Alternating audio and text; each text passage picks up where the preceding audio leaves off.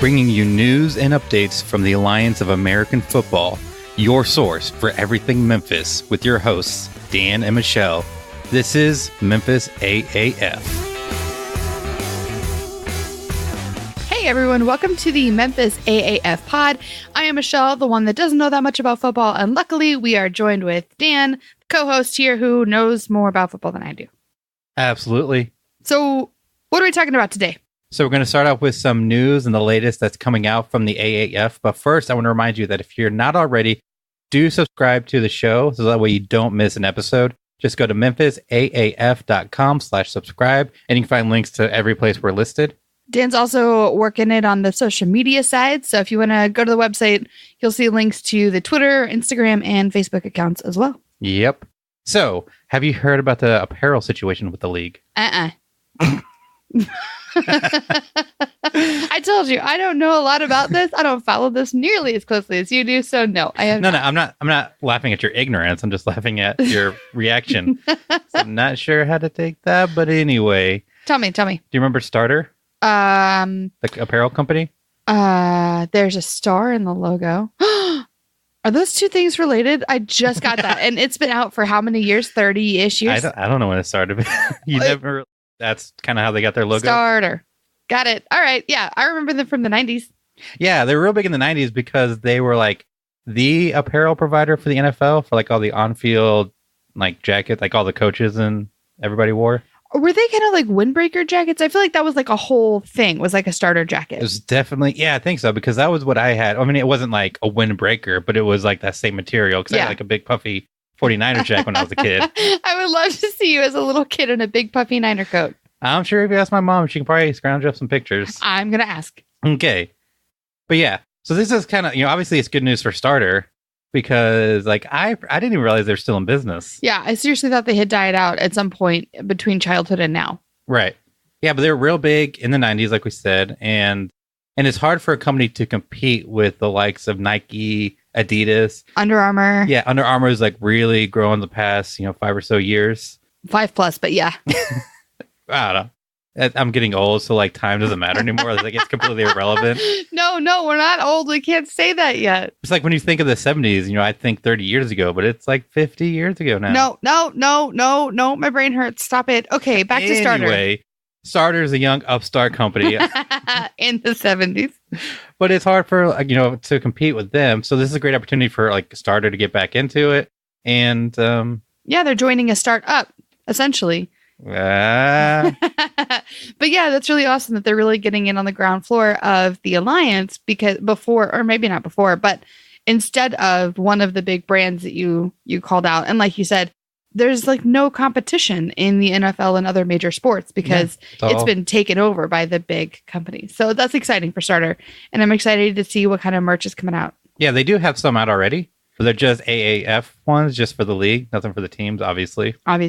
So if you do want to get your jacket or shirt or whatever they got going on, that just says AAF and is probably a little boring. Well, I mean, they're blue and they have the logo. I mean, the Alliance logo is pretty cool looking. Yeah. But it's just like walking around with a t-shirt that says NFL. Like it doesn't show, cool, but it's not. It doesn't show any like local pride or anything. Yeah. It's just, I mean, I guess it could possibly start a conversation, or at the very least a Google search. Like if I see someone with an Alliance shirt, I'll be like, what's Alliance? Yeah. But I'm going to save my money for the Memphis gear whenever it comes out. As long as it's not lame. Yeah. I guess we'll just wait and see. I'll probably buy it anyway. Yeah, for sure. For sure. But obviously they have somebody that knows how to design, because like their logo looks cool. So I'm hoping, unless it's going to be like fan submitted stuff, then you're going to That would be even cooler. Yeah, get some like local artists to do it. Ooh, I like that. All right. Charlie Ebersol, if you're listening, which you obviously are, obviously, take note. Get some local talent to design these team logos. That'd be really cool. And as we get into the player contracts, you'll see that there is going to be a lot of fan interaction. Ooh, yeah, exciting. Okay, next is a big name coming to the AAF. Is it actually big? I'm like sitting on the edge of my seat here, but I feel like I could also be let down by this name that you're about to say. Oh, have you ever heard of Trent Richardson? Nope. Am I supposed to have heard of Trent Richardson? Probably not, because I didn't know much about him. Oh, okay. So you can take the condescending smirk off of your face. I at least have heard his name. Okay, fine. So a little bit about his background. He was like a breakout star at Alabama, where he played college. Where? What? Alabama? When? Never heard of it. Never? Never. Yeah, well, they're well known in college. I mean, they're a pretty decent team. We obviously live in Memphis, so I'm being very facetious and saying I don't know who Alabama. I'm not familiar with that program. Okay, so a fun little tangent. Lane Kiffin coached for Tennessee. Okay, yeah. Some shit went down. He was blackballed from the team, got fired. Like, it was a whole drama. Went away for a couple years, came back as, I think, the offensive coordinator for Alabama. Oh. So there's some drama there. Ooh, exciting. And what's really... Okay, so obviously he's highly despised in Memphis. And the team totally pranked the fans because they fake released his phone number. Uh-huh. And it was really just like a Google number, and it just went straight to voicemail, where they had somebody who sounded like Lane Kiffin have like his outgoing message. Uh-huh. And then they just like released like all the voicemails that like fans called this number, left like these horrible voicemails, and then they just kind of like trolled. Damn. Yeah, pretty funny. Anyway, back to the story. Which is? Trent Richardson. Oh, yeah. In case you forgot already. I clearly did. So he was great in college. He was drafted 3rd overall in the 2013 draft by the Browns. Okay. Obviously, the Browns are going to have one of the highest picks every year. Yeah, every year. And some years they get 2. Poor Cleveland. Yeah. I think I'm expecting good things out of him this year, but he was drafted 3rd overall, which is really high for a running back, which is obviously what Trent is. Right, because you usually draft quarterbacks. Well, yeah, and like running back, since especially in the passing league, like the running back is an undervalued position, which is starting to change, obviously, because of Todd Gurley's massive contract for running back. But he was the highest drafted running back since Reggie Bush was drafted in 2004, I believe. Whoa. So something like almost 10 years that he was the highest. So obviously there was a lot of hype around him, a lot of expectations. And he actually had a really good first year. Like 1,000 yards in a season is kind of like what a running back, like that's what like the elites do. Okay. Or like that's like the milestone. All right. Like his rookie season, he had 959 yards. Oh, wow. So it was something. Yeah. Especially for a rookie. And from there, it just dropped off. Like his second year, I think he played 2 games. Okay. Wow. And then the next year, he was traded to the Colts. Yeah. Where he had 2 unspectacular years before he was finally cut. And then he played for a couple Canadian teams. How old is he now? He's 28. And he was drafted in the 2012 draft. So my apologies there. He's 28. Yeah. He's reaching like the end of like a running back's career. Like 28, 29 is kind of like where they hit their peak. 30 is usually like that's when they drop off. Right, which is why I'm wondering. Oh, I'm just curious to know like how long of a contract he'll be signed for. But we'll get to the contracts later. Okay. He's got probably a couple years left in him. What I like about this, so he's come out and said that he's going to sign with Birmingham. Oh, okay. Which is great for the team. A lot of local pride because since he played at Alabama, right? Yeah, they're familiar with him. It's like if the Memphis Alliance signed Riley Ferguson. Right. Oh, that would be so exciting. Yeah. One, like it's something for the Birmingham Alliance to kind of get excited about. Yeah. And it's a name that is known in the NFL. He's got NFL experience that has committed to playing in the Alliance of American Football. So it kind of not validates, because it's not like the Alliance really needs validation, but it does show that there's good talent out there that's going to sign and play with Alliance. Yeah. I mean, I think it boosts the prestige a little bit and just kind of gives a little bit of legitimacy. So it'll be fun to see how that kind of works out. Yeah. So the next thing I want to talk about is some Canadian football players are actually leaning towards playing for the AAF over the CFL. CFL being? The Canadian Football League. I should know that. How? Because you should. Okay. I don't know. So wait, so they're wanting to come here and play for the Alliance as opposed to the league that's already in Canada. So it's kind of funny. So do you know Johnny Manziel? Yeah. Johnny Football. No, gross. Take it away. That's not his nickname anymore. He doesn't deserve it. Okay, he's just a gross person. Okay. Anyway. So after his meltdown, debacle, whatever you want to call his... Crash and burn. Yeah. Whatever you want to call his experience in the NFL. Experience. That's a good one. Okay, sorry. It was an experience, and not necessarily a good one. Yeah. But an experience nonetheless. His journey. There you go. His journey. He finally landed in the CFL. No way. He signed with the Hamilton Tiger Cats. If you care or know or anything, but Tiger Cats? Now you know. That's a cute name. I would want to be the Tiger Cats. So he was like the second or third string, like he wasn't a starter. And the team traded him to the Montreal Alouettes because the coach had like two other quarterbacks that he's going to bring on that he wanted to try out. And didn't need Manziel? Correct. Gotcha. So now Manziel's going to be starting for the Alouettes. And the coach is struggling because the two CFL quarterbacks he thought he was getting have decided to try their luck in the AAF. Oh, no. Good for Manziel, but... Oh, how the turntables have turned. That's a quote from The Office. If you're unfamiliar, Dan's not that big of an idiot. So a couple things. I wonder if it's like player safety, because I don't know like enough about the CFL. I need to like actually look into it. Yeah. Because it looks like fun.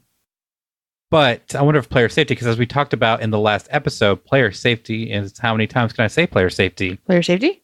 So I'm wondering if, like, because of player safety, if that's one of the reasons they want to play for the AAF. Gotcha. Another reason is up until recently, the CFL did not have an NFL opt-out clause in the contracts, meaning you couldn't get out of your contract if you got picked up by an NFL team. So if you signed a 3-year contract, like you're stuck in that contract. Gotcha. So you couldn't leave to go play for the NFL. Correct. But the Alliance has that in their contracts? And that is one thing. We're going to get to the contracts later, as I keep saying. But yes, there is an opt-out clause. So a player can leave the AAF to go play for the NFL. And now the CFL is doing the same thing. So you can opt out to go play for the NFL? Yeah. If drafted or chosen or signed? Mm-hmm. Gotcha. So I wonder if those two players decided try their luck in the AAF because they'll have a better chance to go to the NFL. I see. Plus, you're playing in the States, meaning scouts from NFL teams have a better chance to actually come watch you play. Right. More exposure to a whole new market. Correct. Gotcha. Yeah.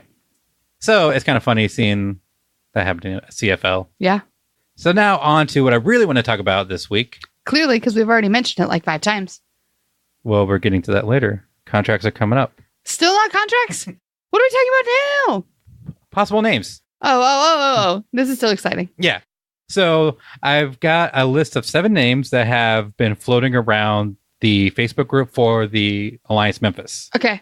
So if you're not part of that group, join so you can kind of join in the conversation. Correction, 8 names, because I forgot one that was kind of popular for a bit. All right, hit me with the 8 names. Let's do this. So number 1, hound dogs. Ew, I don't like it.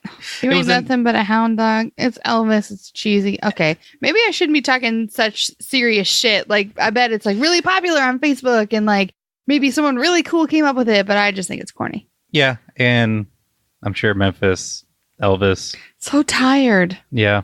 It was going to be the name of a potential expansion league. So that's kind of why people are bringing it up. Okay, expansion league? Yeah, I think like the UFL or maybe like whenever, like in the 90s, whenever like the Panthers and the Texans were created. I think Memphis might have been an option. I don't know exactly. I don't really care. Obviously didn't happen. But that's a name that's been floating around. Okay. Some have shortened it down to Hounds. The Memphis Hounds. See, that evokes more imagery of like a badass or like rough and like cool. The Hounds. I just think of Fox and the Hound. I'm a hound dog. Okay. What's the next one? The Showboats. The Memphis Showboats. It's coming to me in waves. Can you tell? let it simmer. Let it marinate a little bit. Okay, done. Showboats is gross. Not great. Okay, how many cities on a river, which is a lot of them, have those stupid showboats? Like, it's not unique to Memphis, and being a showboat is not a cool thing. You don't want to be, I mean, like, I think it's like an egotistical pride thing, but it's not a positive quality. Like, you don't look at somebody like, oh, he's a showboat. Like, that's cool. Well, in the NFL, like, there is showboating, like, whenever you're kind of bragging, so I guess there's some kind of correlation too. Yeah, but usually it's douchey. Yeah. Next, the Rockers. Because of Memphis's rock history. Okay, this is just going to be a whole segment of me talking shit about these names because I think that one's dumb too. I just picture being at Cracker Barrel, sitting in a rocking chair, playing checkers while I wait for my table. Now, yeah, that's not a great imagery. Right? So fair. Yeah. But if you focus on the logo and the colors, I think like it really could bring it out. The Memphis Rockers. I maybe in some context, like if I'm like talking to someone about the Memphis Rockers. No, I just picture rocking chairs. Okay. Well, we got another music option coming up, but first, the Pharaohs. Oh, okay. That's cool. Yes, because if you're not aware, Memphis is named after a city in Egypt, also called Memphis. Memphis, Egypt. If you've played Assassin's Creed Origins, you'll know about Memphis, Egypt. No, we're not talking about video games in this podcast here. Memphis also has downtown. If you've been to the city, there is a pyramid. It used to be an arena for our basketball team. They've gotten a new one, but it's a prominent part of our skyline. And I think it's pretty cool. Whenever you think like the Memphis skyline, the pyramid is there. Yep, that and the bridge. Yeah. And plus there's so many things you can do because the color scheme, there really is no like set thing for pharaohs. It can be any color scheme you want. Yeah. And like the imagery you can create from that could be fun. And I think there could be a lot of fun shit with Let My People Go, or I don't know. Since we are in the Bible Belt. Walk Like an Egyptian. Oh. You don't like it? No. There was one person who suggested in the Facebook group, the Anubis is one of the Egyptian gods. No, I know. It's got the head of a dog. Yeah. So it could play into the hounds. But Anubis is like the Memphis Anubis. Oh, that actually kind of goes. Yeah. Say that out loud. Memphis Anubis. Memphis Anubis. It's fun to say. But since Anubis is a single name and team names are typically plural, would it be like the Anubises or the Anubi? Memphis Anubi. Kind of makes me think of Dubai. I think maybe it sounds cool to us because we're familiar with what an Anubis is. It might be like really weird if you weren't familiar. Yeah. Educate some people, though. I guess, but also when you think of like the San Francisco 49ers, like, do you know what a 49er is? I didn't used to. Right. I do now. But another problem we could come into with Anubis is because we are in the Bible Belt, how many people might have a problem with that, religious figure. That is true. That is something to think about. What do you guys think? What do you think with the name Anubis? Hit us up. Let us know. So the next one. Yep. The music one. The Blues. The Memphis Blues. Okay. When we were talking about starting a podcast, you told me about this name and you were like, wait, we'll talk about it on the podcast. Here we are. I like this name. Dan and I also used to live in St. Louis, and there's the St. Louis Blues, which is a hockey team, but there's a lot of things that overlap. Like, how many Tigers teams can you name?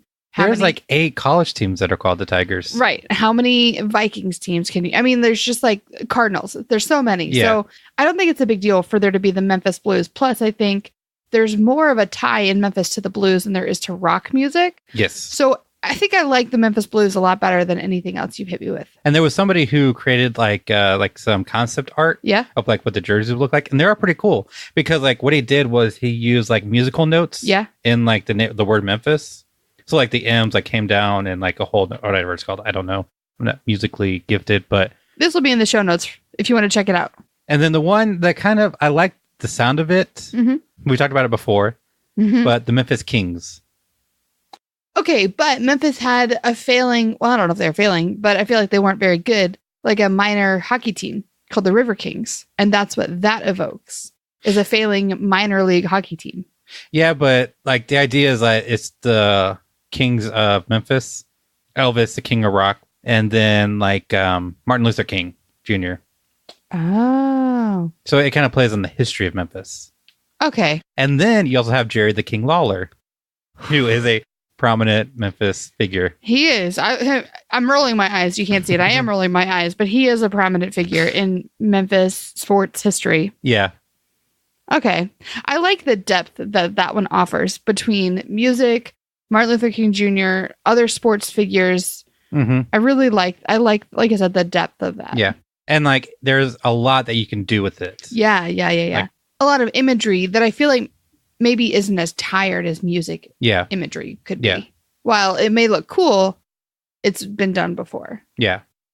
And the last one, somebody made like really cool artwork for it. Yeah. The Memphis Thrill. Ooh. Yeah. That's pretty cool. My problem is it sounds like too much of like an amateur, like arena football team. You think? Thrill. Yeah. Or like a roller derby team. So I'm like, I don't know. It strikes me as like amateur. Oh, that's like my impression. The Mummies? Okay, Dan's scrolling through the imagery. The Memphis Mummies? That's pretty cool. Yeah.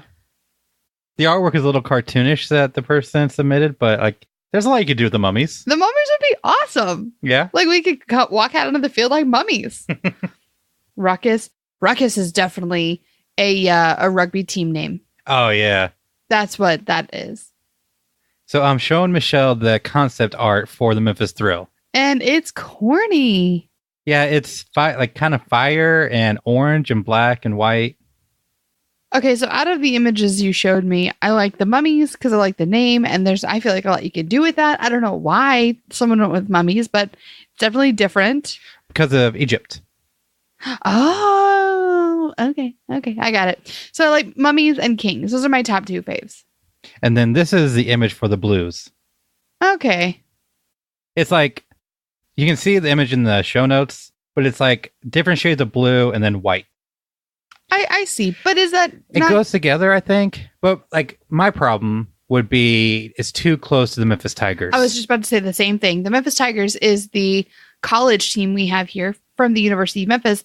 Their colors are blue and white and black. Silver. Oh, okay. Yeah. But I would want something like unique. Yeah, definitely something new. And the Grizzlies are also blue. But it's a different shade of blue, but yeah. But still blue. Still blue. So I'll put some images in the show notes as I've... Someone did the Bandits and the mascot is a raccoon. That's just really cute. Maybe a little too cutesy for football? Yeah, probably so. Okay. But there's someone called the Tiger Cats. So come on. That's true. But they are Canadian, so they probably are really kind. Yeah, they are. It's fitting. So out of the list that you gave me, I think my favorite, like my top 2 names are the Kings because of, the options history. And what it represents, the different things it represents, and the mummies. Just because like the imagery is really cool. What other professional mummy teams do you know? Like, it is very unique. Very unique. Yeah. So let us know what your favorites are. Make sure you check out the show notes. You'll see this concept art we're talking about. Yeah, and you can find the show notes at memphisaaf.com/2. Numero dos. Yes. Let us know what your favorites are. And if you have any other suggestions or cool ideas, make sure to hit us up. Please let us know. Yes. Because I'm assuming the league will rely on the fans to come up with the team names. Here's hoping. I would if I was them. Yeah. You don't have to do the work. Yeah, that's true. And it's a fan interaction to build hype, excitement. Like, just do it. Yeah. So moving on. Let's talk about the contracts. Finally. Every player that is signed will get a 3-year contract for a total of $250,000. Okay. Nowhere near what the NFL offers, but it's still, that's money. Yeah. And that's like we talked about in the last episode, it makes sense why it's not as much money. Yeah. And that's the minimum. There are opportunities for it to go up. So we'll talk about that in a bit. But for the 3 years, first year is $70,000, $80,000, and the last year is $100,000. Okay, so you work up to it. Yeah, and it's just like in the NFL. And that's the problem I have with the NFL. That's the problem I have with a lot of professional sports is who needs that much money? Yeah, but that's the money that the teams are generating. And if the players don't get it, then the owners get it. And I'd rather have the players get it. Wait, I'm confused. What? So the money comes from like ticket sales, merch sales, and the teams own all that property. Yeah. And so like the teams get that money. Yeah. The NFL obviously makes money at places, but like the owners of these teams, that's how they're making their money. And if they're not playing and the owners pay the players. Okay. So if their owners are not giving the players these millions of dollars, the owners are keeping the millions of dollars. Oh. And that's why I really hate whenever people talk shit about these players that do holdout, like they want more money. It's like, hell yeah. The owners are getting rich off this. Like they're making billions. Yeah. These players have short careers and they're putting their bodies on the line. Like fucking pay them. And especially because salaries are much bigger in the NBA. NBA players have longer careers and there's less toll on your body than NFL players. I had no idea the passion I was unleashing when I went down this path. Anyway, pay the players. Like we mentioned before, there is an opt-out clause in these contracts.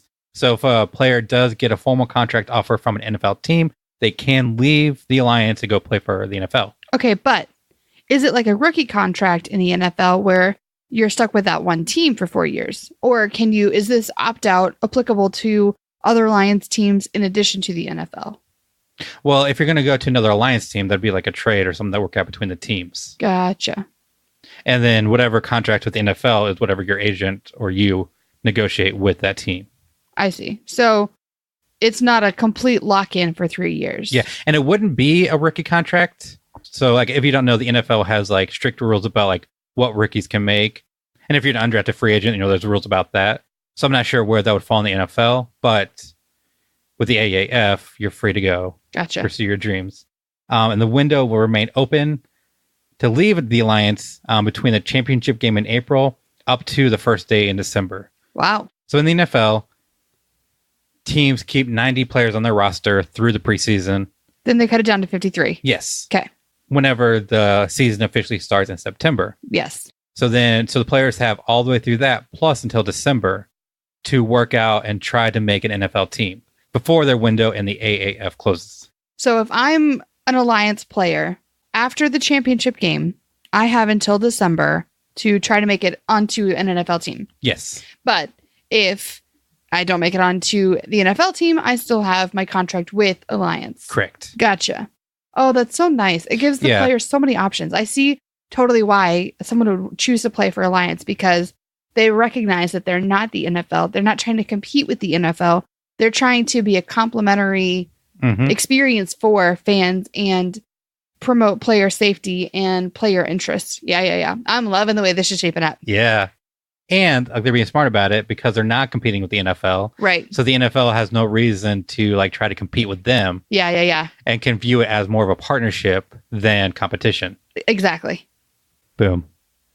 But so it's left to be seen, does that pause the Alliance contract during the duration they're playing the NFL? So if you sign a 3-year contract, you play one season, get signed by an NFL team, does that mean you still have 2 years left? So let's say you sign a 3-year contract with the Alliance, you play the first season, then you get signed by an NFL team. Sure. So you have 2 years left on your Alliance contract.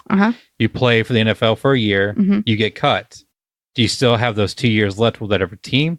Or does it 1 year left? Negate your contract. Yeah, or are you just free to sign wherever? Gotcha. I would imagine that there would still be some sort of delay. I don't know if it would pause the contract, so whenever you came back to the Alliance, you still have the full 2 years.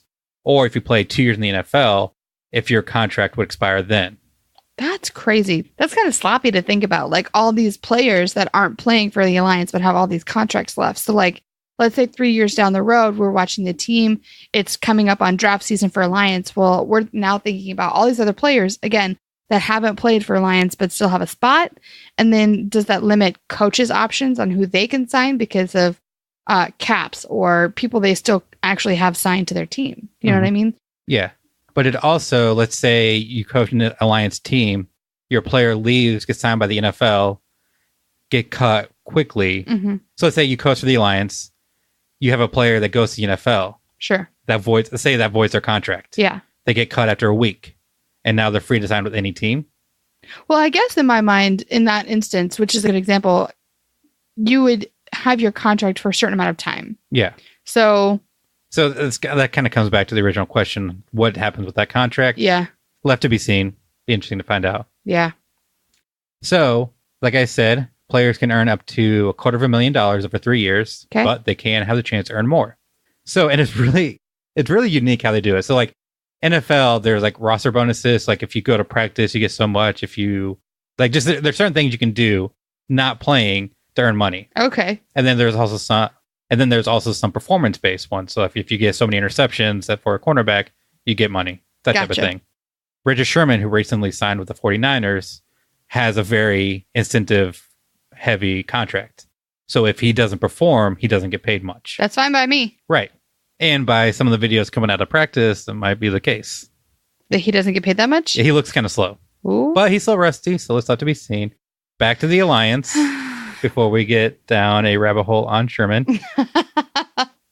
Could you tell that sigh was me? I was ready. I was going to go there. So, players can earn bonuses by winning games. Okay. Which kind of makes sense. Yep. Being selected by the fans of the Alliance to fantasy teams. Ooh. Yeah. So if you get drafted a lot in these AAF fantasy leagues, you can make more money that way. That's exciting. Yeah. Social media engagement with the fans across social media platforms. That's really cool. Yeah. Participation in marketing the league. Okay. Sales of players' merchandise. Okay. Like jerseys with something featuring the players' names, likeness, that kind of thing. But these are bonuses, right? Yes. Okay. So they can't make less than that $250, but they can make more. And then sale of the team's merchandise. So this is I love this because one, it gives players a way to make more money. Yep. Without having to like put their body on the line. And two, it's a easy way for the Alliance to help promote the league. Yeah.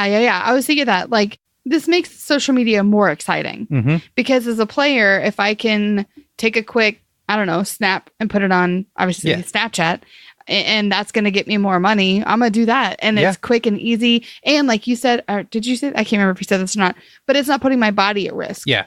It's an incentive that I have to sell my merch, get my name out there, get my team out there, and I make more money. And then that also leads to the bigger name you are in the Alliance, the more popular you are, you can also get like other endorsement deals. Right. And the more fan involvement from your social media, the more legitimacy the league has. Yes.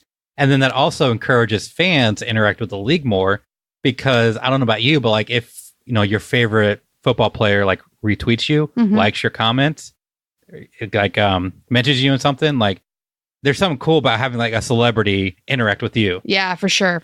And now if all these Alliance players are going to be interacting with the fans are going to be loving that shit. That's going to be cool. Now, I wonder if they'll be able to do it during a game because I know NFL has strict rules about you cannot use social media during a game, right?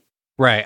Probably not. Yeah, it would be distracting. Yeah. And like the players need to focus on the game. So I wouldn't imagine that, but the rest of the time. Yeah. And so on top of that, there's going to be health benefits for the players. Okay. Which I'm not sure if you get that in the NFL. If you do, it's not really that advertised. What I really like is that there's like post-football career planning and counseling.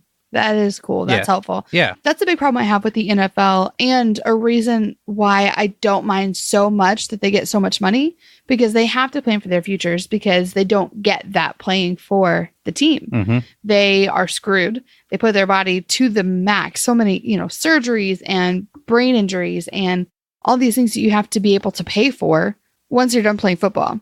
And a few players can become analysts and announcers and have a career that way, but not all of them. Right. How many players did you say play in one team 1 year? And it's like multiply that by how many teams there are. It's like, there's just not enough opportunities for you to be able to continue in football somehow, some way. Yeah. And since most players don't really get a legitimate degree in college, there's not much you can do after you get out of the league. Right. And on top of that, for every year you play in the league, you get like a 1-year scholarship to college or a trade school or something post-football.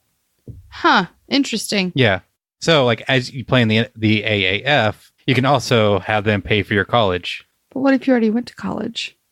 Then you can get a legitimate degree or trade or something. And, if you already did, then that's not a benefit you can get. But for a lot of players, it'd be huge. I wonder if that covers like your master's. That'd be interesting. Maybe I should try out for the league. Yeah. The combine is coming up. Yeah. And speaking of the combine, if you haven't registered, you need to get on that. Where's the first one? So the first one is August 4th. So in like 3 days. Ooh, yeah, in LA. $175. And you get reimbursed that money if you get signed to a team. That's pretty cool. Yes. The next one is August 18th in Houston. Even closer. For us. And then the last two are in Atlanta, August 25th and 26th. The problem with that is the registration is already filled. Oh, wow. Yes. That's exciting, though. Yeah. Which means that players that were going to go to Atlanta are now going to be going to Houston. So if you haven't registered, register now before it fills up. Hurry. Yes. I'm excited to see what happens with the combine. And yes. Is there going to be anywhere I can watch anything? Or I don't know. Highlights or anything? That's one problem I have with the Alliance is that they're like the communication is lacking. There's not enough information coming out of the league. Yeah. But I did apply for media credentials to the combine. Ooh, exciting. Yeah. I don't know if I'll get it, but here's hoping. Fingers crossed. That'd be awesome. Hopefully we can be some audio or something, interviews. I don't know how it works, but that would be so cool. If nothing else, just kind of see what kind of talent's out there. Yeah, that would be fun. I've never experienced anything to do with a combine, so that'd be really cool. Yeah. So if I do get approved for that, I'll be heading to Atlanta to watch those 2 days. Wait, who's headed to Atlanta? Like I said, we'll be heading to Atlanta to watch the combine over those 2 days. And I think that's all we got for this episode. Sure. I don't know. You write the schedule. So what you got next week? So next week, we're going to talk about the draft. Okay. All the ins and outs and how that'll work. All right. And then we're going to talk about the Memphis staff. Sounds like it could get a little boring. Please tell me you're going to make this exciting some. Well, if you're listening to this and you probably already know, but our head coach is a legendary Hall of Famer. I know this? Well, I don't know you specifically, but if you're listening to this episode, you listener, not Michelle, the listeners, if you're so like into the team that you are listening to this podcast, then you probably already know who our head coach is. Are you going to tell me? You're just going to leave me hanging? Tune in next week. Well, thanks so much, you guys, for checking out this episode. Like I said, check out our website, memphisaaf.com. For more information, there's links to our social media. You'll see show notes with the concept art and images that we talked about today. It's all there. And if you have anything to add or want to help on the show, send us a message on the contact form. We want to hear from you. We do. Kind of. I do. As long as it's not mean. Michelle's a little standoffish, but I'll talk to you. How dare you?